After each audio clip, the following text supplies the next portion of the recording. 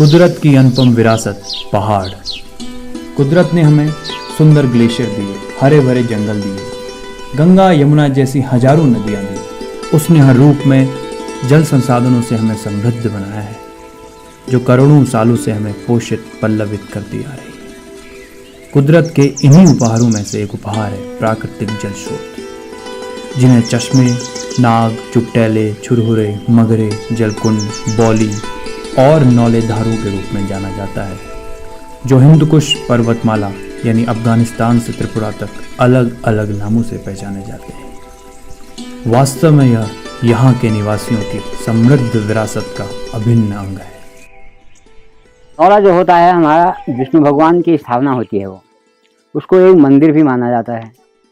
जल स्रोत जो है तो पूजा भी जाता है, पूजा पाठ भी करते थे हम वहाँ, और साफ सफाई भी।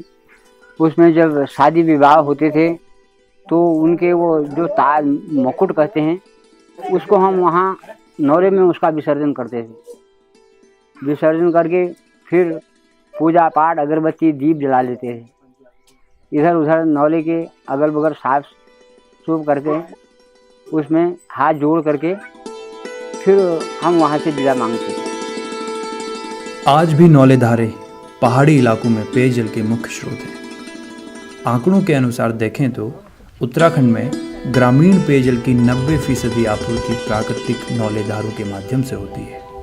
राज्य में लगभग 2 लाख से अधिक नौले धारे हैं, लेकिन पिछले कुछ सालों में असंतुलित विकास, उजड़ते जंगलों, बारिश की कमी एवं जनसंख्या के अनियमित प्रसार के कारण आज नौले धारे सूखने की कगार पर है।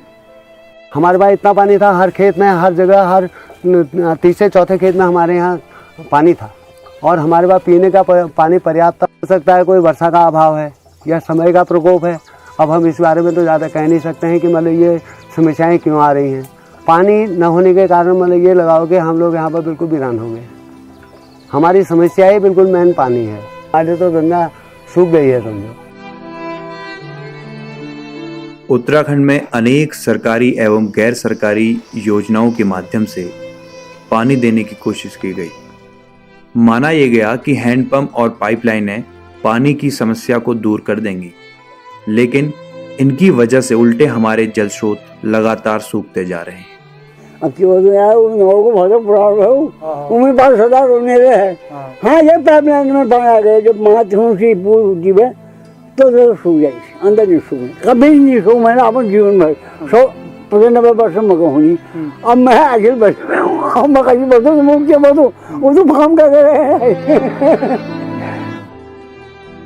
ये सब अदूरदर्शी सोच से निकली हुई योजनाएं हमारी समस्या को कम करने की बजाय और ज्यादा बढ़ा रही हैं। हम मिलजुल के पानी भरते थे, हम साग सब्जी भी वहाँ से लगाते थे। अब जब से पानी नहीं आया तो फिर वहाँ पानी है ही नहीं तो जाए कहाँ। फिर हम बहुत दूर दूर से पानी लाए, कहाँ रह गया मजेड़ा, कहाँ रह गया खैरना, यहाँ से भी हम पानी लेके आए हैं, मगर पानी की व्यवस्था यहाँ बहुत कठिन है। सूखते नौले धारों की स्थिति हर साल बद से बदतर होती जा रही है, जिसका प्रभाव ग्रामीणों की आजीविका पर पड़ रहा है। पानी की कमी से उत्तराखंड के खेत बंजर हो गए हैं और गांव वीरान हो गए हैं। उनकी गंगा मानो सूखती सी जा रही है। 20 साल पहले मतलब ये लगाइए कि हम यहाँ बड़े आराम में थे, जबकि हमारे पास गेहूँ, धान, मड़ुआ और मक्का और दालें सब हम अपने खेत से कमा के खाते थे और हम बाज़ार से नहीं लाते थे। लेकिन आज हमारे पास 20 साल में वो कंडीशन है कि हमारे पास मतलब ये जैसे हम ये अपने बच्चों के शाम को झसक लग जाता है तो उसके लिए मांस पर रख के फेंकते हैं, तो हमारे पास वो मांस के दाने भी मतलब हमारे उड़द के दाने हमारे घर में नहीं हैं।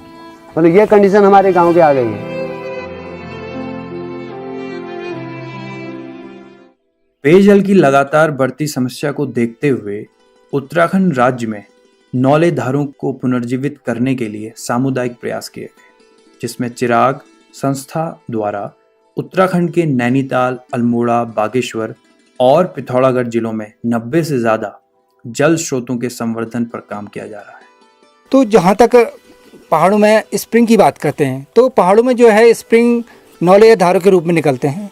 मुख्यतः अगर बात करते हैं तो एक स्पेसिफिक जगह पर नौले और धारों का निर्माण होता है।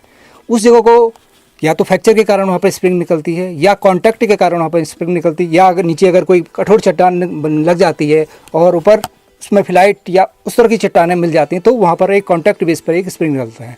और फ्रैक्चर के कारण अधिकतर स्प्रिंग पहाड़ों में निकलते हैं। तो यहाँ पर आप देख रहे हैं एक गधेरा है, एक फ्रैक्चर के रूप में है। यहाँ पर हमारे जो पहले की बात करते हैं तो वहाँ पर काफ़ी जंगल हुआ करते थे, बांस और चीड़ के जंगल। हालांकि बांस बहुत ज़्यादा था पहले, तो धीरे धीरे जो है आबादी का जो है दबाव बढ़ता गया, लोगों ने पेड़ काटना शुरू कर दिया, तो धीरे धीरे जो है स्प्रिंग पर जो है रिचार्ज होना कम होता गया। पहली चीज़ कि क्वार्टजाइट अपने आप में जो पत्थर का अपना गुण है कि वो पानी को नीचे नहीं जाना देता, केवल दरारों के माध्यम से उसमें जाता है और पानी स्टोरेज की पावर उसमें उतनी नहीं रहती है अपेक्षा ग्रेनाइट और सिस्ट से। और दूसरा लाल मिट्टी का एक है कि उसमें जब भी रेनफॉल होता है तो सन ऑफ रेनफॉल बहुत तेज़ होता है, उसमें बहाव इतनी तेज़ी से होता है कि अगर थोड़ी सी भी बारिश हो या तेज़ बहाव की बारिश हो तो उसमें ऊपर ही ऊपर निकलता है तो ज़मीन के अंदर पहुंच नहीं पाता है। और चीड़ का एक अपने आप में यह है कि वो ज़्यादा पानी को रोकता नहीं है, बहुत लंबे समय तक वो पानी को ना ही रिसाव कर सकता है और ना ही पानी को रोकता है। तो ये तीनों ही चीज़ हमारे स्रोत के लिए बड़े हानिकारक थे। वर्तमान में जो हमारे पानी के जल स्रोत सूख रहे हैं उसको लेकर के हम ज़्यादातर कम्युनिटी के साथ बातचीत करते हैं कि उनको नौले का क्या रिश्ता है उनके जीवन में, उसके बारे में बातचीत करते हैं। और जो पुराने नौले बनाए गए हैं वो बहुत अच्छी तरीके से बनाए गए हैं। और वर्तमान समय में उस तरीके नौले बनाने वाला कोई नहीं है। जो पुराने ही नौले हैं उनकी बात हम अधिकतर कम्युनिटी से कर रहे हैं आज की तारीख में। और उनको जोड़ने के लिए जल समितियों की गैदरिंग हम लोग कराते हैं और अन्य बाहर के लोगों को बुला करके एक इस तरीके की चर्चा करते हैं लोगों के आपस में कि लोग उस पानी को बचाने के लिए आगे आएं और समुदाय को जोड़ पाएं। समुदाय की भागीदारी को सुनिश्चित करते हुए जल समितियों के माध्यम से काम किया गया, जिसके अंतर्गत 4 जिलों में 53 से ज़्यादा जल समितियां बनाई जा चुकी हैं। हमारा जो ये जल समिति 2013 से शुरू हुई है और 14 में हमने काम करा है इसमें। नौले में जैसे नौले की ये नौला रिपेयरिंग करी और इसमें क्या कहते हैं वहाँ बोर्ड लगाए और उसमें नौले में प्लास्टर ये दीवार का काम ऐसा ये करा है। और हम समूह में 9 लोग हैं और जल समिति में भी 9 लोग हैं और हम महीने में समूह में तो 50 रुपये जमा करते हैं, जल समिति में 10 रुपये जमा करते हैं सारे 9 लोग। और एक परिवार और जमा करता है, 10 लोग हो जाते हैं तो 100 रुपये महीना होता है। और जब काम के लिए जब गड्ढे भर जाते हैं, खाल भर जाते हैं तो इसकी सफाई के लिए हम ये पैसे को जमा करते हैं और नौले की सफाई के लिए भी यही पैसा जमा। जो जल समितियां हैं ये बना करके जो उपभोक्ता परिवार है उनको जोड़ करके इस पानी को बचाने के लिए काफ़ी प्रयास किए जा रहे हैं, जो हमको काफ़ी एक सफलता की ओर ले भी जा रहे हैं। और हम देख भी रहे हैं कि लोग इस पानी को बचाने के लिए एक जल समिति के माध्यम से अपना कोर्स बना रहे हैं और लोगों को घर घर में जाकर समझाने का प्रयास कर रहे हैं। और साथ में हम लोग जहाँ पर दिक्कत आती है उनको हम लोग खुद जा करके कम्युनिटी से बात करते हैं और उनको समझाते हैं कि पानी हमारे लिए कितना महत्वपूर्ण है। सेंट्रल ग्राउंड वाटर बोर्ड भूजल दोहन को वाटर डेवलपमेंट मानता है, जो हकीकत में नेगेटिव डेवलपमेंट है। जल समितियों ने ग्रामीण परंपरागत ज्ञान और आधुनिक विज्ञान को मिलाकर नौले धारों के कैचमेंट में ग्राउंड वाटर को रिचार्ज करने की दिशा में काम किया है। जो स्प्रिंग का रिचार्ज जो है 2 तरीके से कर सकते हैं। एक तो है वनस्पतिक उपचार, और वनस्पतिक उपचार में यह है कि हम चौड़ी वाली पत्ती लगाते हैं और जहाँ पर हमारे गधेरे या नौले हैं उनके आसपास जो है ऐसे प्रजातियाँ लगाते हैं जो जल्दी स्प्राउट कर जाते हैं, जैसे खीना है, मजीना है, खरसियों है। तो इस तरह की प्रजातियाँ लगाते हैं। साथ साथ में चौड़ी पत्ती वाले जैसे बांज हो गया है, कोराल हो गया, कनौल हो गया, इस तरह की प्रजातियों का चयन हम अपने कैचमेंट में करते हैं। और दूसरा इंजीनियरिंग मेथड में ये करते हैं कि हम वहाँ पर जो भी जैसे कंटूर ट्रेंच बनाने तो कंटूर ट्रेंच का इस्तेमाल करते हैं और खाल बनाते हैं। और भूमिगत चेक डैम का भी स्प्रिंग रिचार्ज में बहुत महत्वपूर्ण है, जो कि अंडरग्राउंड जो वाटर है जो बेस फ्लो के बाहर चले जाता है तो उसको रोकने के लिए हम भूमिगत चेक डैम यानी सब सरफेस चेक डैम बनाते हैं। और साथ साथ में जो है जो गलियां निकल जाती है उसको प्लग करने के लिए हम गली प्लग करते हैं। और दूसरे चेक डैम का काम यह है कि जो भी पानी बेस फ्लो हो जाता है उसको रोक करके ग्राउंड वाटर में थोड़ी देर कन्वर्ट करना है, ताकि हमारे जितने भी स्प्रिंग हैं, नौले हैं, धारें हैं, वो रिचार्ज का आराम से हो सके। तो हम लोग कुलगार जो आपका पनेरा जो नौला है उसके कैचमेंट एरिया में है, कैचमेंट एरिया में जो पेड़ हैं वो अधिकांश चीड़ के पेड़ हैं और उसके अलावा जो जंगली पेड़ हैं काफल है, मेहल है और बेड़ू है, तो इस टाइप का मिश्रित वन है यहाँ पूरा। यहाँ के कैचमेंट एरिया में उत्तरी पूर्वी ढलाने पत्थरों का इसमें 2 प्रकार के पत्थर हैं, क्वार्टजाइट है, फ्लाइट है। क्वार्टजाइट जो है केवल पानी को रोक के रखता है और फ्लाइट जो है अपने परतों में पानी को सोख लेता है और धीरे धीरे पानी को छोड़ता है। तो यहाँ जो है सारा ढलान जो है पत्थरों का उस हमारे नौले की साइड को है। जो है फ्लाइट जो है एक फ्रैक्चर है इनमें, इन फ्रैक्चर के द्वारा जो है पानी धीरे धीरे जमीन के अंदर जाता है और जो हमारे नौले तक पहुँचता है। इस रिचार्ज एरिया में हमने जो कैचमेंट एरिया है उसमें पर्कुलेशन पिट, खाल, कंटूर टेरिस और प्लांटेशन किया हुआ है और साल में 2 साल पहले हमने इसमें डायरेक्ट सीड सोइंग की है, सीधे बीज बाई जिसको हम बोलते हैं, तो वो भी की है। तो काफ़ी गाँवों का सहयोग इसमें मिल रहा है और साल में अगर तुलना करेंगे कि जहाँ आग लगी है और इसमें देखेंगे थोड़ा अपने आप ही हमको अंतर देखने को मिलेगा।